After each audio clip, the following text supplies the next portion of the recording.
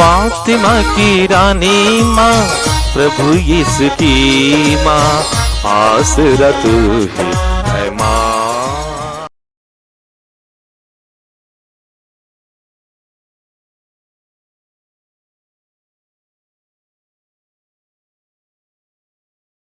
पहला पाठ उत्पत्ति ग्रंथ अध्याय 37 पद संख्याएं 3 से 4, 12 से 13, 17 से 18 तक।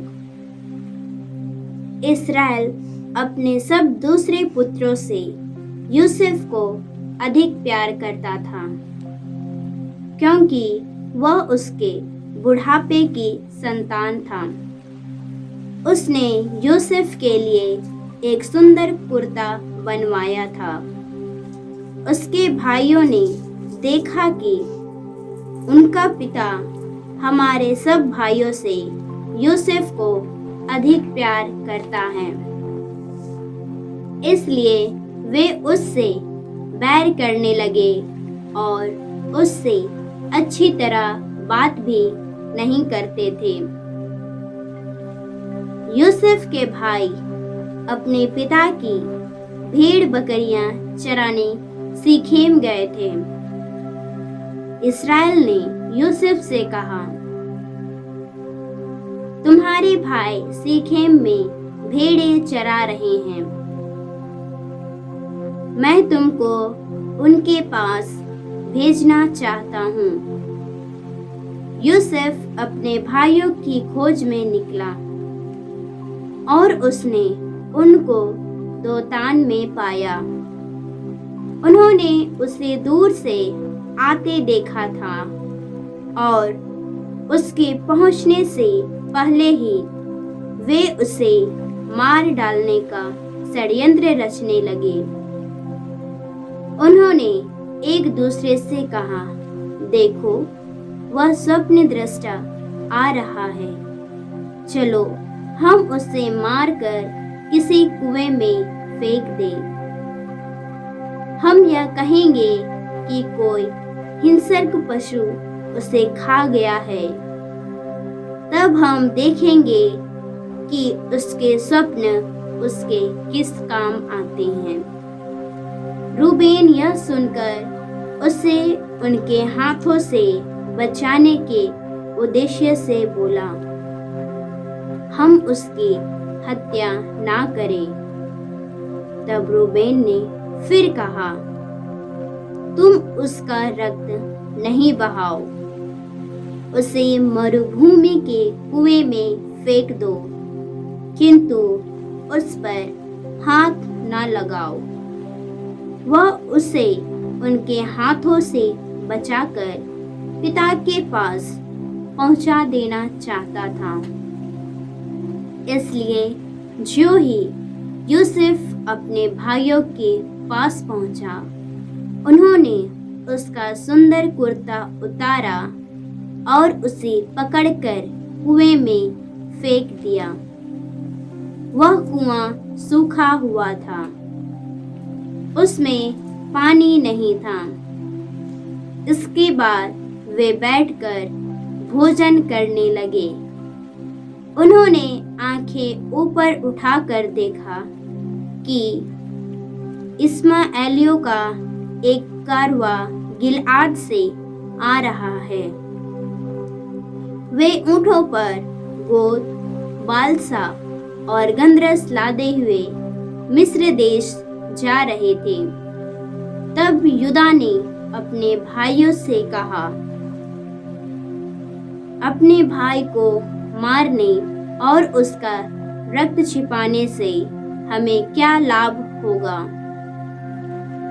आओ हम उसे इस्माएलियों के हाथ बेच दें और उस पर हाथ नहीं लगाएं, क्योंकि वह तो हमारा भाई और हमारा रक्त संबंधी है।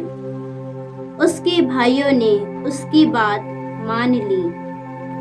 उस समय मिद्यानी व्यापारी उधर से निकले।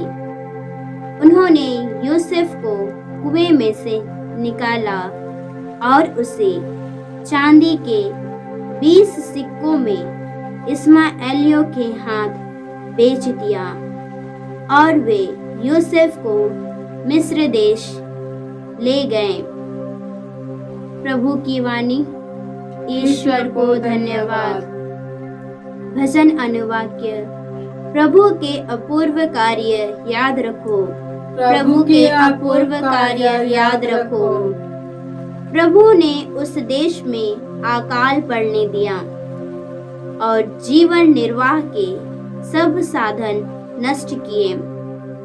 उसने इससे पहले एक मनुष्य को वहां भेजा था। यूसुफ वहां दास के रूप में बिक गया था। अनुवाक्य। प्रभु के अपूर्व कार्य याद रखो। प्रभु के अपूर्व कार्य याद रखो। उसके पैरों में बेड़ियां डाली गई और उसके गर्दन में लोहे की जंजीरें, परंतु उसने जो कहा था वह समय पर पूरा हो गया। प्रभु ने उसे सच्चा प्रमाणित किया। अनुवाक्य। प्रभु के अपूर्व कार्य याद रखो। प्रभु के अपूर्व कार्य याद रखो। तब राजा ने उन्हें छोड़ देने का आदेश दिया। राष्ट्रों के शासक ने उसे मुक्त किया और उसे अपने घराने का अधिपति तथा सारी संपत्ति का प्रबंधक बनाया। अनुवाक्य। प्रभु के अपूर्व कार्य याद रखो। प्रभु के अपूर्व कार्य याद रखो। जय घोष। ईश्वर ने संसार को इतना प्यार किया कि उसने उसके लिए अपने एकलौते पुत्र को अर्पित कर दिया, जिससे जो कोई उसमें विश्वास करे वह अनंत जीवन प्राप्त करे।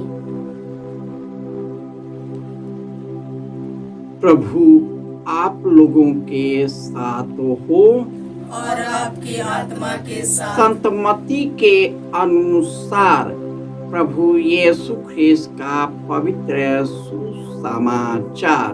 हे प्रभु तेरी महिमा हो। अध्याय 21 पद संख्याएं 33 से 43, 45 से 46।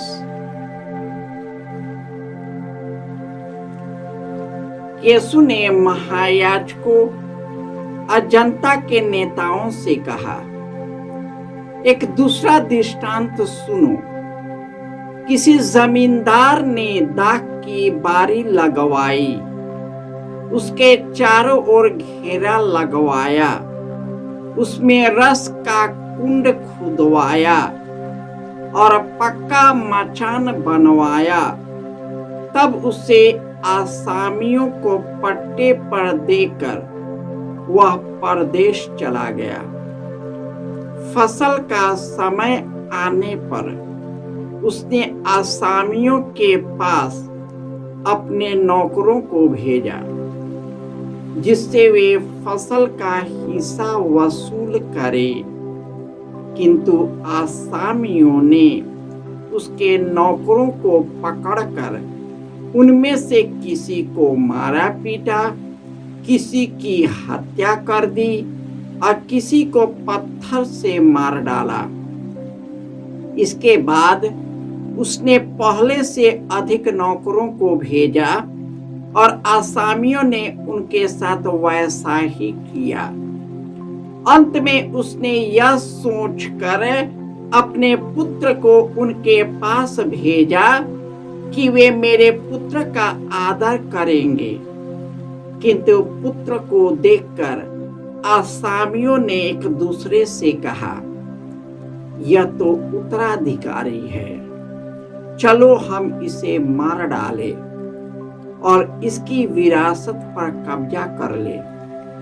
उन्होंने उसे पकड़ लिया और रखवारी से बाहर निकालकर मार डाला। जब रखवारी का स्वामी लौटेगा तो वह उन आसामियों को क्या करेगा? उन्होंने यीशु से कहा, वह उन दुष्टों का सर्वनाश करेगा और अपनी दाखवारी का पट्टा दूसरे आसामियों को देगा, जो समय पर फसल का हिस्सा देते रहेंगे। यीशु ने उनसे कहा, क्या तुम लोगों ने धर्म ग्रंथ में कभी यह नहीं पढ़ा? कारीगरों ने जिस पत्थर को बेकार समझकर निकाल दिया था, वही कोने का पत्थर बन गया है। यह प्रभु का कार्य है, यही हमारे दृष्टि में अपूर्व है। इसे मैं तुम लोगों से कहता हूँ, स्वर्ग का राज्य तुमसे ले लिया जाएगा और ऐसे राष्ट्र को दिया जाएगा जो उसका उचित फल उत्पन्न करेगा। महायाजक और फरीसी उनके दृष्टांत सुनकर समझ गए कि वह हमारे विषय में कह रहे हैं। वे उन्हें गिरफ्तार करने का उपाय ढूंढने लगे, किंतु वे जनता से डरते थे, क्योंकि वे यीशु को नबी मानती थी।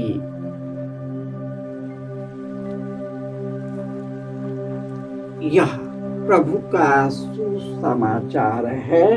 हे क्रिस्त तेरी स्तुति हो। क्रिस्त में प्यारे भाइयों और बहनों, आज के पहले पाठ में योसेफ के भाइयों ने ईर्ष्या से उसे मार डालने का षड्यंत्र रचा, क्योंकि वह उनको सर्वनाश करना चाहता था। लेकिन उन्होंने इश्माएलियों के हाथों अपने भाई को बेच दिया। आज का इंसान वही है, अपने आप को इस संसार की चिंता में किसी को बेच सकता है। मनुष्य मानव का तस्करी करता है, जो ईश्वर का आत्मा उसमें विराजमान रहता है। मनुष्य इतना गिर जाता है कि उसके लिए वह कुछ भी कुकर्म करने को तैयार है। लेकिन यह सच्चाई है कि वह कितना कुकर्म से धन कमा ले, वह कुछ भी लेकर नहीं जाएगा। और आज के सुसमाचार में यीशु जो दृष्टांत सुनाया है, वह यीशु पर ही लागू है और इस दुनिया में भी लागू है। आज जो लोभी लोग हैं, लोभी लोग जो नेता बनने जाते हैं, वो लूटते हैं, लूट कर अपने घर को भरते हैं, लोगों को भड़काते हैं और कई प्रकार के कुचक्र रचते हैं। धार्मिक के आडंबरों का शो दिखाकर अपना लाभ उठाते हैं और जो भी उसके रास्ते पर आता है उसे मरवा डालता है। आज का देश इसी प्रकार का है। हमारा देश इस विभीषिका से गुजर रहा है। हर एक के जीवन में यह है, यह नहीं कि नेता मैंने, यह तो हमारे अंदर होता है। हम खुद ईर्ष्या से जलते रहते हैं। हमारी इच्छा होती है ज्यादा से ज्यादा जमा करना, ताकि हम लोगों को अपना बल दिखा सके, सामर्थ्य दिखा सके, लोगों को कुचल सके।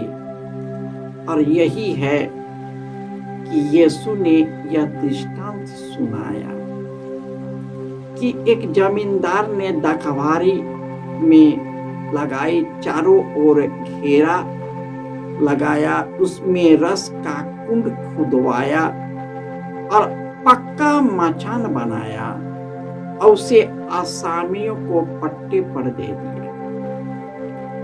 ये आसामी कौन है? हम और आप है। ईश्वर ने इस संसार को बनाया और अपने प्रतिरूप मनुष्य को बनाया, और उन्होंने जो कुछ बनाया मनुष्य के हवाले कर दिया, लेकिन मनुष्य ने इसे लूट लिया, हड़प लिया और लोगों को वंचित कर दिया। आज होड़ लगी हुई है, हमारे देश में होड़ लगी हुई है, पूंजीपतियों में होड़ लगी है। कौन ज्यादा से ज्यादा कमाए, चाहे तो मनुष्य का जीवन ही क्यों न नष्ट हो जाए, इसका उन्हें कोई चिंता नहीं। और इस प्रकार जब उन्होंने अपने सेवक को भेजा, उसे मार डाला। ईश्वर ने अपने सेवक नबियों को भेजा, इब्राहिम को भेजा, इसहाक को भेजा, मूसा को भेजा, नबियों को भेजा, ताकि वो ईश्वर का मार्ग बता सके, ईश्वर की बातें बता सके। लेकिन उनकी बात नहीं सुना, कई लोगों को मरवा डाला। और ईश्वर ने हमें इतना प्यार किया कि उन्होंने अपने इकलौते पुत्र को हमारे लिए अर्पित कर इस दुनिया में भेजा, ताकि उनके द्वारा हम सभी मुक्ति प्राप्त करें। लेकिन जिस मनुष्य की मुक्ति के लिए आया, उसी को तड़पा तड़पा कर मार डाला। कौन किया? हम और आप। आज भी यीशु इस दुनिया में प्रतिदिन मरते हैं, हमारे जीवन के दुख दर्द में मरते हैं, ताकि हम उनके पुनरुत्थान का सहभागी बने, एक दूसरे के लिए जी सके, पाप को छोड़ दे, यीशु के मार्ग पर चलने लगे, ताकि यीशु का मार्ग ही सत्य और जीवन है। वह हमारे अंतरतम में प्रवेश करता है और हमारे पापों को बता देता है। उनकी शिक्षा आत्मा जीवन है और उन्हीं के शब्दों में अनंत जीवन का संदेश है। हमें यीशु का अनुकरण करने की जरूरत है, ताकि उनके द्वारा हम में, एक दूसरे में, दुनिया में, संसार में जीवन आए। और जो भी मिशन कार्य यीशु ने जो किया था, अपने शिष्यों और प्रेरितों को दिया, हम भी उसको करने में सक्षम हो सके। जय यीशु।